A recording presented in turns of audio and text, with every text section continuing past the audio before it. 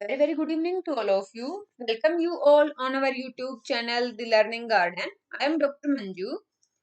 हम पढ़ रहे हैं chapter 7 from class 6 NCERT science book.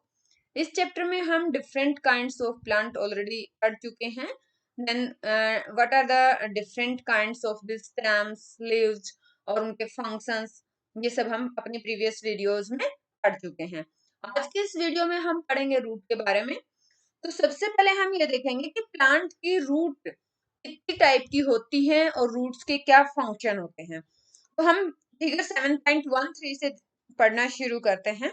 ये देखिए, दिस इज फिगर 7.13. इसमें ये बूझो और पहेली, ये जो है दो पौधों में पानी दे रहे हैं. तो आपको देखना है कि कौन सा मेथड जो है वाटरिंग द प्लांट का, कौन सा मेथड जो है करेक्ट मेथड है. यहाँ पे आप देखेंगे बूझो जो है पत्तों में पानी डाल रहा है, जबकि पहेली जो है पोट के अंदर पानी डाल रही है. पोट के अंदर सोयल है, सोयल के अंदर रूट्स होती है. तो आपको ये बताना है कि विच मेथड इज करेक्ट यहाँ पे और क्यों. तो यहाँ पे हमें ये देखना है, ये देखिए पहेली जो है सोयल के अंदर पानी डाल रही है और हमें ये पता है कि सोयल के अंदर क्या होती है, प्लांट की रूट होती है. तो जो पहेली है वो सही से पानी डाल रही है, बूझो का जो मेथड है वो गलत मेथड है. तो हम एक्टिविटी 6 के बारे में यहाँ पे पढ़ेंगे. तो एक्टिविटी 6 में हमें क्या चाहिए, हमें दो पोट चाहिए, कुछ सोयल चाहिए, एक खुरपी चाहिए खुदाई के लिए, डिगिंग के लिए, और ब्लेड या फिर पेयर ऑफ सीजर्स और वाटर, इन सब की रिक्वायरमेंट होगी. और ये एक्टिविटी 4-5 स्टूडेंट्स मिलके ग्रुप बना के फिर करें. तो इसमें क्या करना है, दो प्लांट्स को सिलेक्ट करना है जो कि सेम काइंड के हों. तो आप किसी भी ओपन ग्राउंड से प्लांट को निकाल सकते हैं. डिग देम आउट विद रूट्स. दोनों ही प्लांट की रूट्स के समेत आप उनको बाहर निकालिए. आप सोइल से रूट को जो ये खुरपी की हेल्प से डिग आउट कीजिए. मतलब रूट जो है, आपको ध्यान रखना है कि जो प्लांट की रूट है वो ब्रेक ना हो. अब ये आपका एक पोर्ट ए मान लिया आपने, दूसरा पोर्ट आपने बी मान लिया है. तो एक प्लांट को हम पोर्ट ए में रख देंगे जैसा कि फिगर 7.14 में दिखाया है. तो जो हमने ए पोर्ट के अंदर प्लांट रखा है उसको हमने विद रूट रखा है. दूसरे जो पोर्ट बी है, दूसरे प्लांट को हम उसमें रखेंगे, लेकिन इसमें क्या किया, इसकी रूट को कट कर दिया है, इस प्लांट की रूट को कट कर दिया है. अब क्या करेंगे कि हम इन दोनों ही पोर्ट ए और बी में जो प्लांट्स हैं, इनमें दोनों में ही वाटर देम रेगुलरली. और उसके बाद एक वीक के बाद आपको प्लांट्स को ऑब्जर्व करना है और आपको पता करना है, मतलब आप जब ऑब्जर्व करेंगे तो आप देखेंगे कि दोनों प्लांट्स हेल्दी हैं. ऑब्वियसली कौन सा प्लांट हेल्दी होगा, जिस प्लांट को आपने रूट के साथ पोर्ट ए में लगाया है, ये प्लांट आप देखेंगे कि ये हेल्दी है. जिसमें रूट नहीं थी, आप देखेंगे कि ये प्लांट ग्रो नहीं कर रहा है, या हम यूं कहें कि हेल्दी नहीं है. जबकि दोनों प्लांट्स में ही आपने रेगुलरली पानी दिया है, लेकिन एक प्लांट की रूट है और दूसरे की नहीं है. तो इस एक्टिविटी से आपने क्या समझा, इस एक्टिविटी में आपने समझा कि रूट का भी एक इम्पोर्टेंट फंक्शन होता है. अब रूट का क्या फंक्शन होता है ये हम आगे देखते हैं. हम एक्टिविटी 7 समझते हैं. एक्टिविटी 7 करने के लिए हमें क्या क्या चाहिए, हमें चाहिए सीड्स ऑफ ग्राम, मेज, कॉटन वूल, कटोरी या बाउल और कुछ वाटर. तो हम इसमें क्या करेंगे, दो बाउल्स लेते हैं, दो कटोरी लेते हैं और उनके अंदर हम वेट कॉटन रखते हैं, और 3-4 seeds of gram in one bowl, and जो दूसरा बाउल है उसमें 3-4 सीड्स मेज के रखते हैं.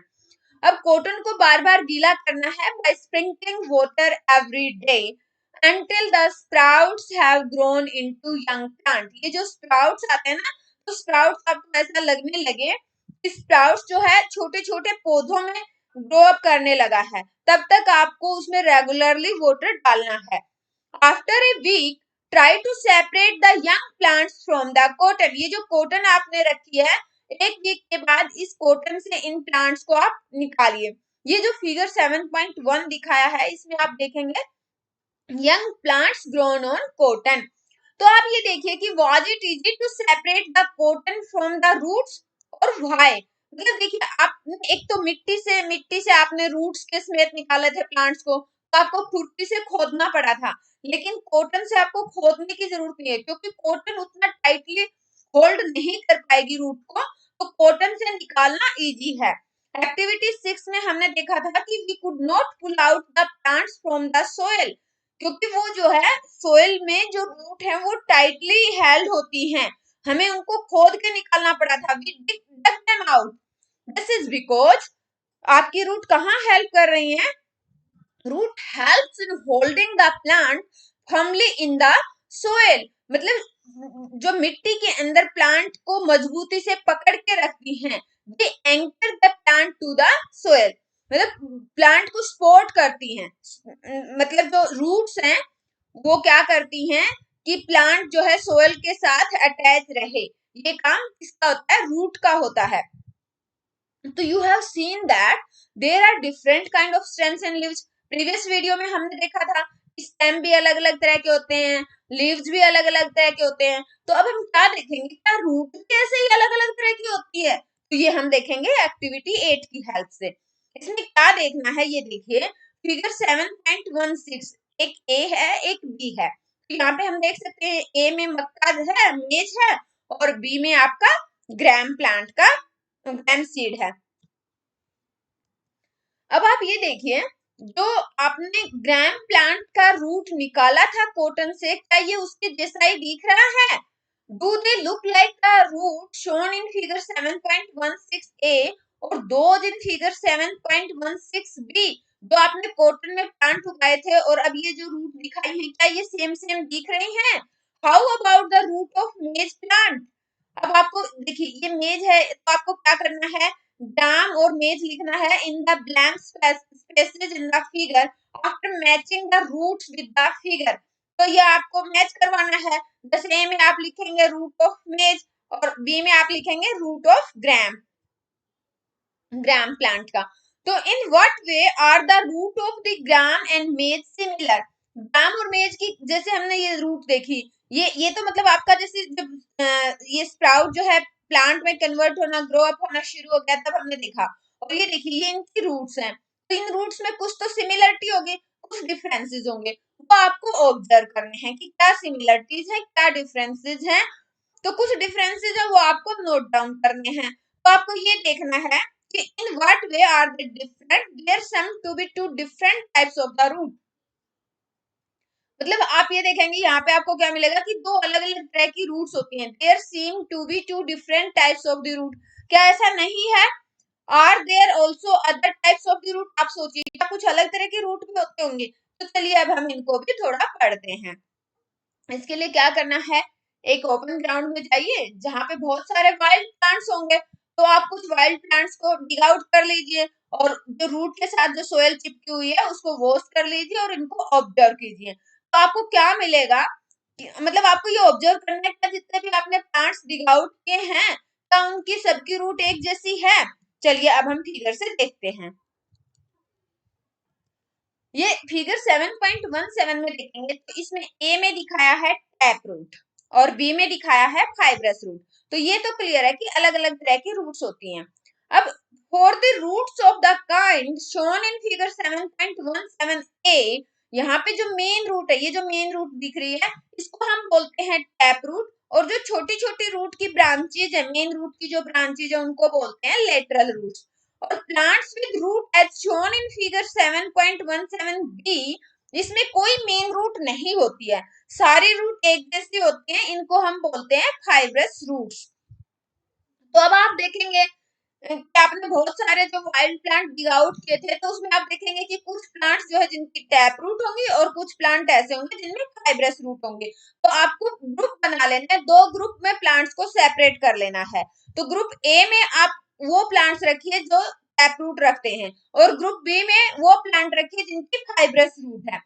अब आप थोड़ा सा रूट और लीव्स को भी देखिए कि क्या उनमें कोई कोरिलेशन है। जैसे फाइब्रस रूट है उनमें लीव्स का आप देखिए कि इनमें कैसे, क्योंकि लीव्स में हमने देखा था, अगर आपको थोड़ा भी ध्यान है तो मैं एक बार लीव्स के ऊपर ले चलती हूँ। ये लीव्स के अंदर हमने लीफ विनेशन पढ़ा था जिसमें विंस का पैटर्न डिस्कस किया था। ये मिडरिब है और अगर मिडरिब के बोथ साइड विंस का नेटवर्क है तो हमने उसको बोला था रेटिकुलेट लीफ विनेशन। और ये अगर मान लो ये मिडरिब है और दूसरी जो रिब विंस है वो इसके पैरेलल में है तो हमने इसको बोला था पैरेलल लीफ विनेशन। तो अब हमें ये देखना है कि जो टैप रूट वाले प्लांट हैं उनमें लीफ के विनेशन किस टाइप का है, और जो फाइब्रस वाले रूट, जिन प्लांट्स में रूट जो है फाइब्रस टाइप की है, उनमें लीफ विनेशन का क्या पैटर्न है, क्या लीफ विनेशन और रूट की टाइप में कोई कोरिलेशन है, ये हमें देखना है। तो अब आप ये देखिए कि what kind of विनेशन do they have group A में, और ग्रुप बी में किस काइंड का विनेशन है।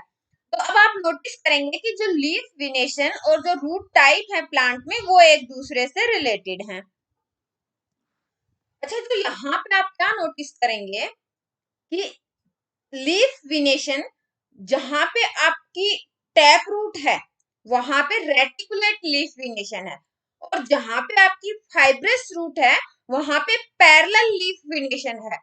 तो बूझो के पास एक ब्रिलियंट आइडिया आया कि मान लो आपको ये जानना है कि किसी भी प्लांट में रूट किस टाइप की रूट है, तो उस प्लांट को पुट आउट करने की जरूरत नहीं है, आप केवल उसके पत्ते देख लीजिए, पत्ते देख के भी पता चल जाएगा कि what kind of roots this plant have.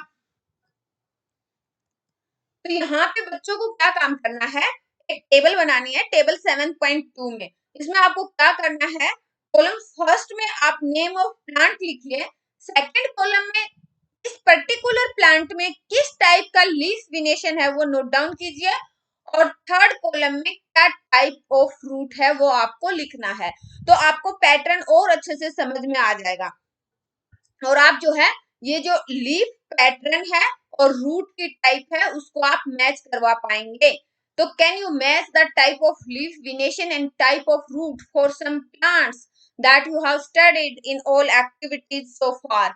तो अभी तक आपने इतनी सारी एक्टिविटीज देखी, बहुत तरह के लीव्स देखे, बहुत तरह की रूट्स देखी, different kinds of root, different kinds of leaves, different kinds of stems. तो अब आप इन सब के बारे में कोरिलेशन कर पाओगे।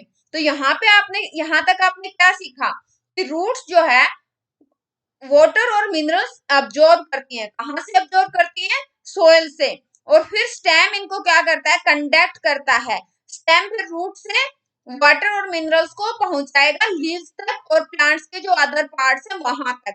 लीव्स में क्या होता है, फोटोसिंथेसिस प्रोसेस से फूड प्रिपेयर होता है, फिर ये फूड जो है ट्रेवल करता है थ्रू दी स्टेम और प्लांट्स के डिफरेंट पार्ट में स्टोर हो जाता है।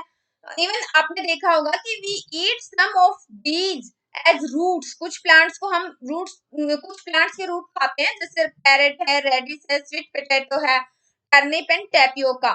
We also eat many other parts of a plant where food is stored, मतलब जहां पे फूड स्टोर हो जाता है।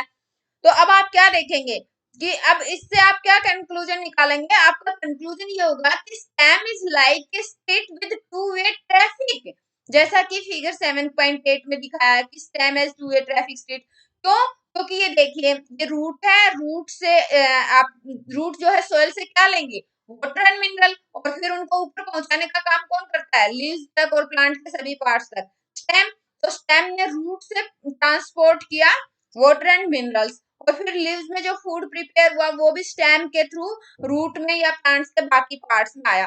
तो ये आपको अपने से नोट डाउन करना है, कमेंट बॉक्स में भी लिख सकते हैं, नोटबुक में भी लिख सकते हैं कि right the name of the materials that goes up in the stem and that which comes down. Next section में हम फ्लावर के स्ट्रक्चर पढ़ेंगे। इस वीडियो में इतना ही रखते हैं। Thanks for watching the video. जय हिंद।